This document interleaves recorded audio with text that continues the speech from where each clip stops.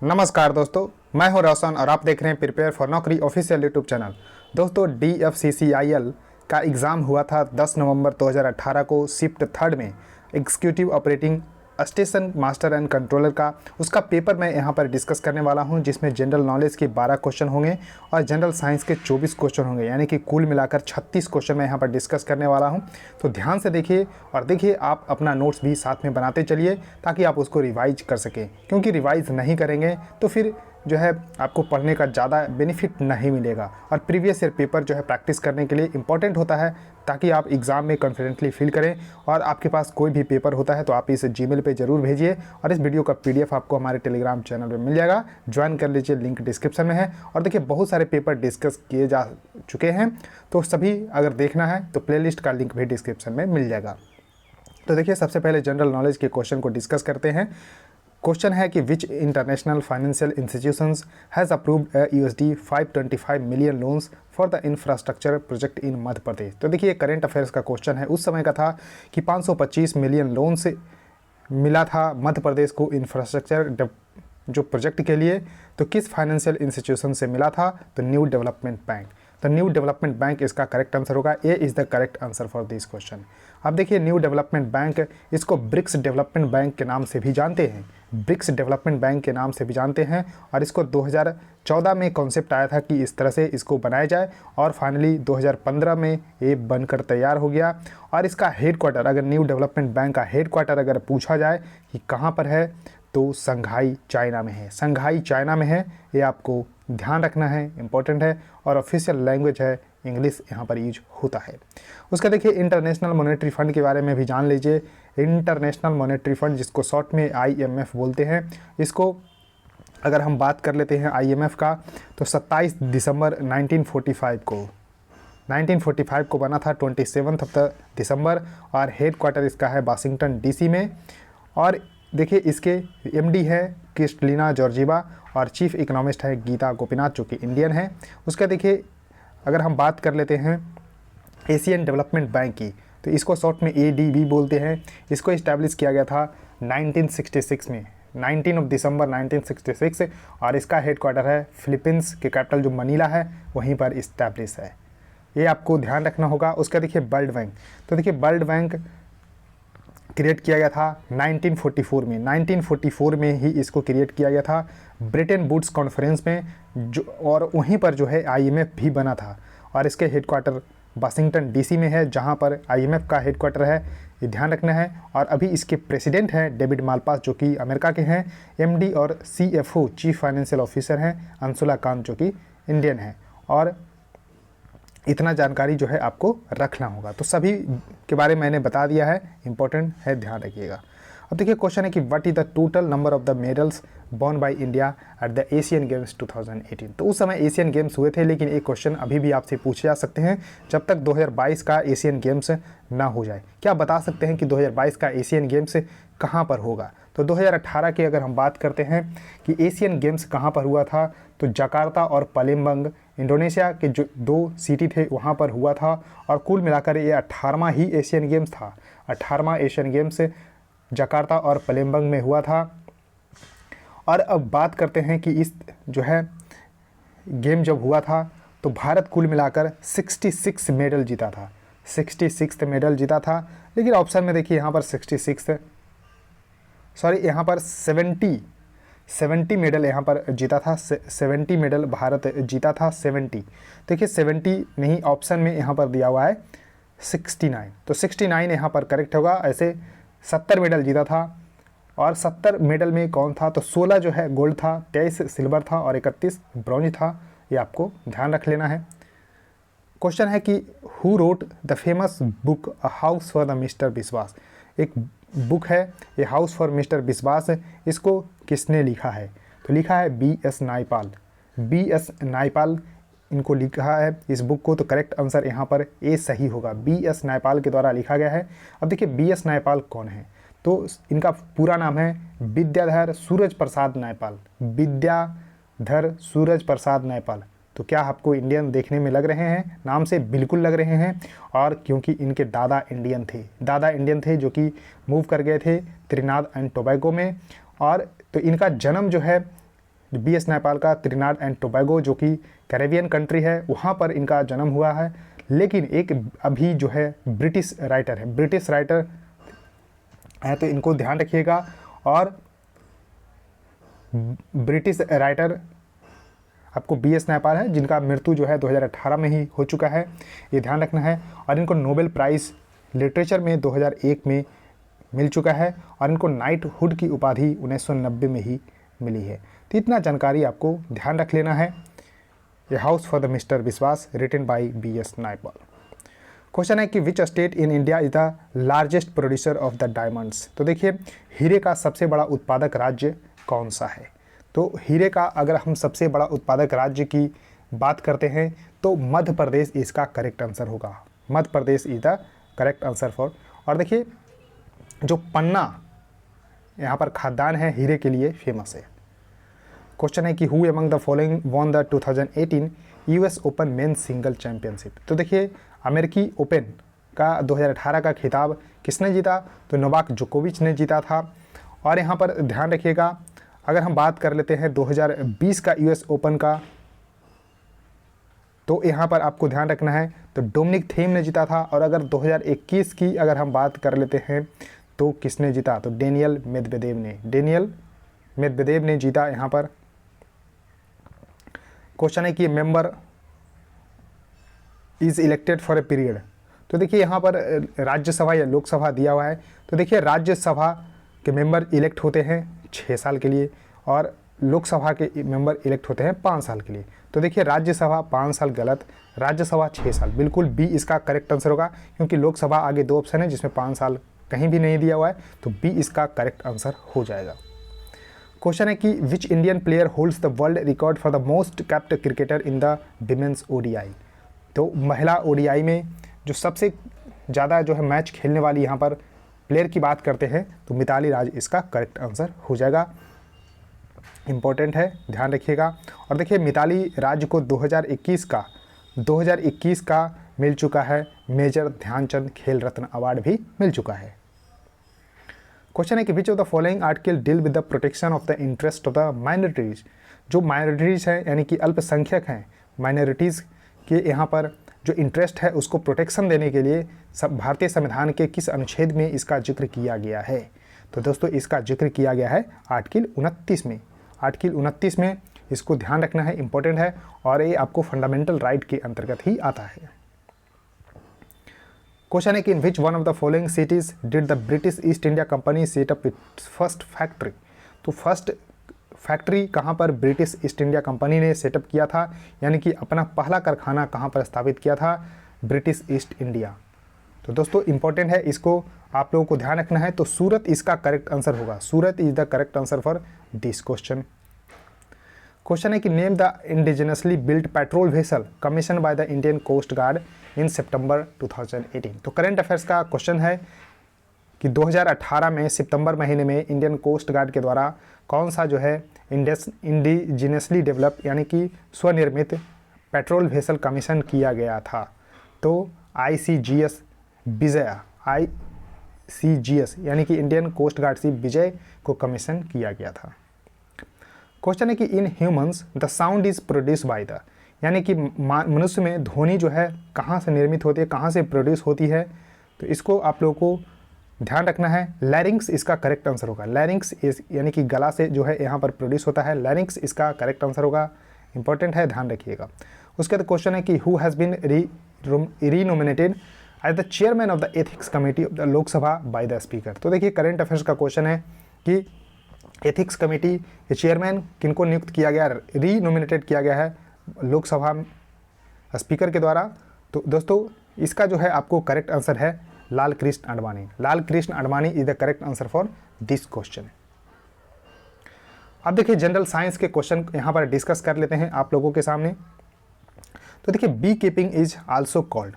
तो देखिए, B keeping को एपीकल्चर बोलते हैं, इंपॉर्टेंट है। अब देखिए, सेरीकल्चर जो है क्या है? तो cultivation of the silk worm, यानी कि जो रेशम के कीड़े को कल्टीवेशन करते हैं वो सेरीकल्चर है। पीसी कल्चर है मत्स्य पालन, यानी कि cultivation of the fishes. Apiculture है बी कीपिंग, और एक्वा कल्चर है जो है एक्वा फार्मिंग, जो कि समुद्री जो जीव होते हैं जो पानी में रहने वाले जैसे फिशेस वगैरह को जो है यहाँ पर पालन करते हैं, तो एक्वाकल्चर वही है। क्वेश्चन है कि the common unit of measuring volume is litre. तो जो वॉल्यूम मेजर करने का जो कॉमन यूनिट है वो लीटर है, लेकिन आपसे वो क्वेश्चन पूछा रहा है कि 1 लीटर में कितने जो है आपको मीटर, सेंटीमीटर, डेसीमीटर होते हैं, आपको बताना है। तो देखिए 1 लीटर की अगर हम बात करते हैं तो 10⁻³ मीटर क्यूब होते हैं। तो ये आपको ध्यान रखना है, मीटर क्यूब।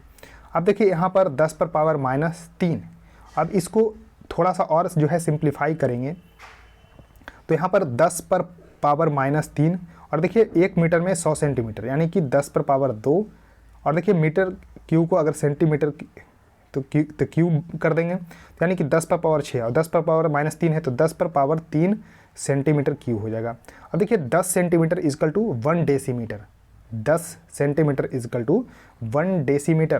तो इसको अगर हम करते हैं तो देखिए 10 गुना 10 इंटू 10, तो देखिए इसका 1 डेसीमीटर 1 डेसीमीटर 1 डेसीमीटर, तो फाइनली आ जाएगा 1 डेसीमीटर क्यूब। क्वेश्चन है कि which of the following plant tissue is a living tissue. इसमें देखिए जो प्लांट टिश्यू है वो लिविंग टिश्यू कौन सा है। तो यहाँ पर आपको ध्यान रखना है जो पैरेन्काइमा है, जो पैरेन्काइमा जो है वो living tissue in plant cell है। Parenchyma is the correct answer. उसके बाद देखिए स्क्लेरेन्काइमा, जो स्क्लेरेन्काइमा जो है वो सिंपल परमानेंट प्लांट टिश्यू है that provide stiffness and strength of the plant cell.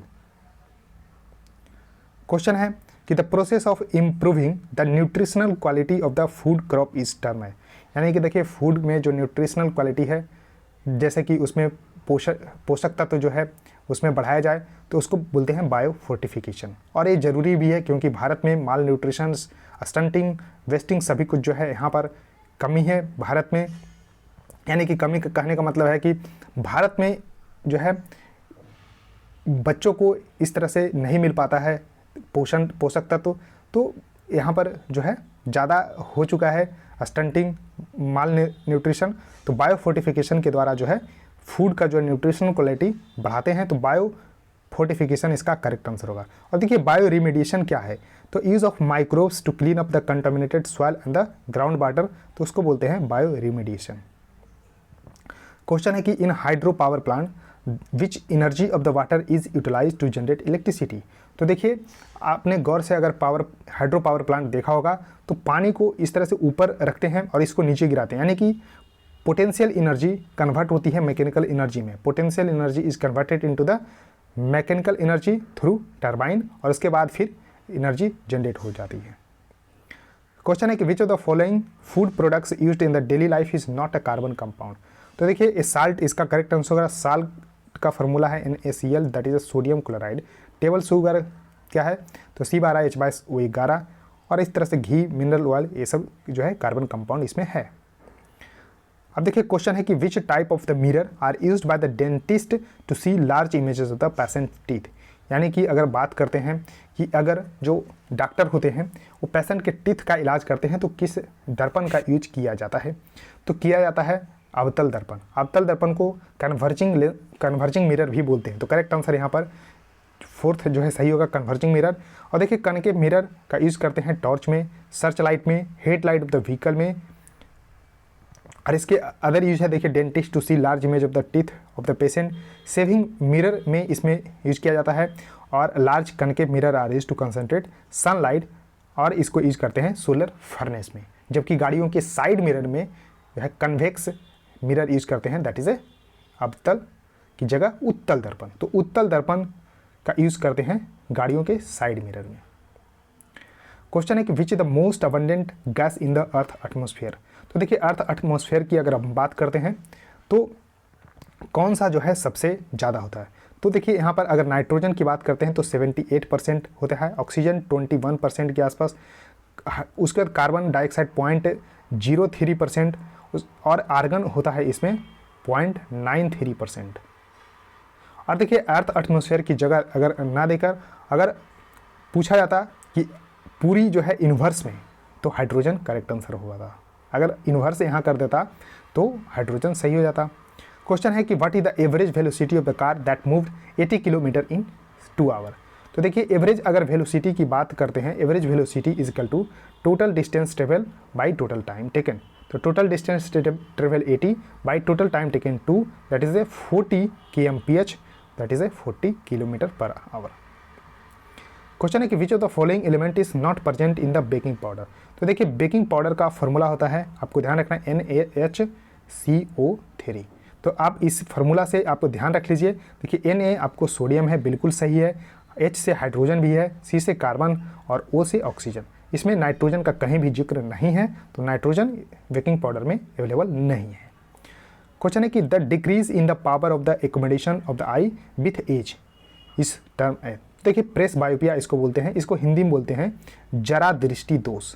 जरा दृष्टि दोष, जरा दृष्टि दोष इसको बोलते हैं। जब यानी कि कह सकते हैं कि जब वृद्धावस्था आती है तो उसमें क्या होता है कि जो आँख की सामंजस्य क्षमता है वो घट जाती है या बिल्कुल समाप्त हो जाती है, जिसके कारण जो पीपल्स होते हैं उनको ना तो नज़दीक का दिखता है और ना ही दूर का दिखता है, यानी कि ना नज़दीक का ना ही दूर का दिखता है। उसको प्रेस बायोपिया बोलते हैं, जरा दृष्टि दोष बोलते हैं। क्या इसके इलाज संभव है? तो हाँ संभव है। इसके लिए जो लेंस यूज करते हैं बाईफोकल लेंस यूज करते हैं, बाईफोकल लेंस यूज करते हैं, यानी कि द्विफोक्सी लेंस का यूज करके इसका निवारण किया जाता है।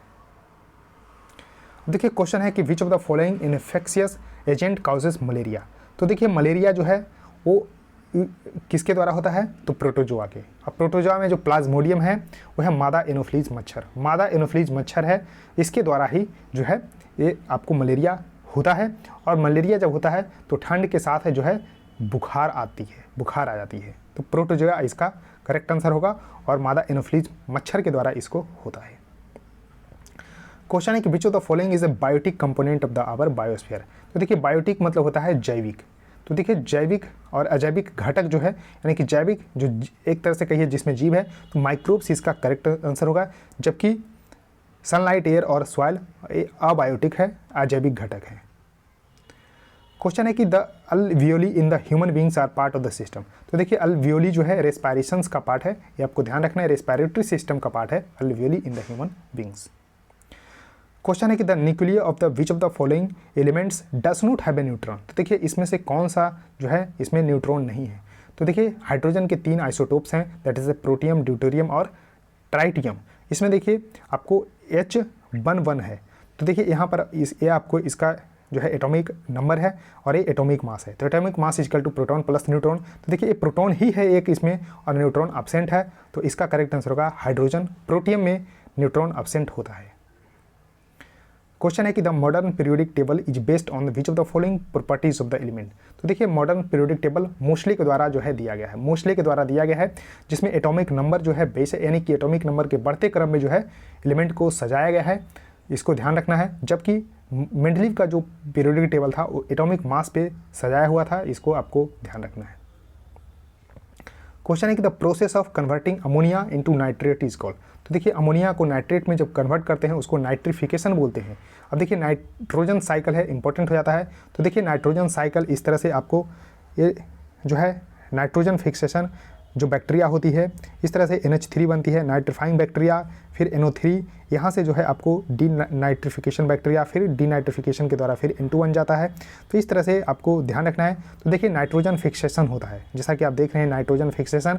तो conversion of the molecular nitrogen, जैसा कि N2 है, into the inorganic nitrogenous compound में ये बदल जाता है। उसका देखिए अमोनिफिकेशंस होता है।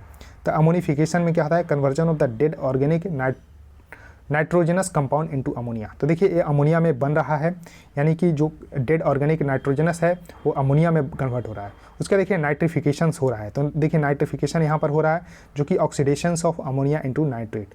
तो ये नाइट्रेट में बदल जा रहा है। उसके देखिए डी नाइट्रिफिकेशन, उसमें क्या हो रहा है कि जो नाइट्राइट्स और नाइट्रेट है, जो यहाँ पर ऑक्सीडेशन जो हुआ था नाइट्रिफिकेशन के द्वारा अमोनिया इनटू नाइट्रेट्स में, वही नाइट्रेट जो है ये मॉलिक्यूलर नाइट्रोजन में बन जा रहा है, तो उसको डी नाइट्रिफिकेशन बोलते हैं। ये पूरा 4 प्रोसेस है, इसको आपको ध्यान रखना है। नाइट्रोजन साइकिल कंप्लीट से क्वेश्चन आते हैं। क्वेश्चन है कि which of the following solution is not acidic. तो देखिए पीएच स्केल के द्वारा जो है निर्धारण करते हैं कि यहाँ पर कौन सा एसिडिक है, कौन सा बेसिक है। तो देखिए 7 इसका जो है बेस माना गया है कि 7 अगर है तो न्यूट्रल है, 7 से ऊपर अगर पीएच वैल्यू है तो वो बेसिक है और 7 से कम है तो एसिडिक है। तो यहाँ पर वाटर, प्योर वाटर जो है उसको 7 जो है पीएच वैल्यू माना गया है। तो ये आपको देखने को मिलेगा नादर एसिडिक नॉर बेस। अब देखिए ब्लड का यहाँ पर पीएच मान है 7.4, तो ये आपको बेसिक है, तो यही आपको करेक्ट आंसर है। टैप वाटर को जो माना गया है वो एसिडिक माना गया है, विनेगार भी एसिडिक है, जबकि लेमन जूस ये भी आपको एसिडिक देखने को मिलता है। क्वेश्चन है कि Charles Darwin give the idea of. तो देखिए चार्ल्स डार्विन को बोलते हैं father of evolution, father of evolutions इनको बोलते हैं, तो इवोल्यूशन इसका करेक्ट आंसर होगा। और इनका एक फेमस बुक है origin of species. Origin of species किनके द्वारा लिखा गया है, तो चार्ल्स डार्विन को, और ये फादर हैं इवोल्यूशंस के। क्वेश्चन है कि which of the following Newton's law explain the recoiling of the gun when the bullet is fire. देखिए जब बुलेट फायर होता है तो गन रिकॉइल होती है, तो इसके लिए एक लॉ है Newton's third law of motion. तो third law, for every action there will be equal and opposite reaction. क्या है? For every action there will be equal and opposite reaction. Question है कि according to the law of gravitation. तो देखिए law of gravitation, इसका formula आपको ध्यान रखना है, F=G m1 m2 बटा r²। ये आपको लॉ ऑफ ग्रेविटेशन है। इसमें क्या है, the earth and the moon both attract each other. इसमें जो है दोनों जो है मासेस जो है अट्रैक्ट होती है, ये आपको ध्यान रखना है। क्वेश्चन है कि which of the following is absent in animal cell. तो देखिए सेल वाल कंप्लीटली जो है एक प्लांट सेल है, ये आपको ध्यान रखना है, प्लांट सेल में ही मौजूद होता है सेल वाल, तो एनिमल सेल में ये एब्सेंट होता है, cell wall is the correct answer होगा। जबकि सेल मेम्ब्रेन, न्यूक्लियस और माइटोकॉन्ड्रिया ये प्लांट और एनिमल दोनों में मौजूद होते हैं, या ध्यान रखना है।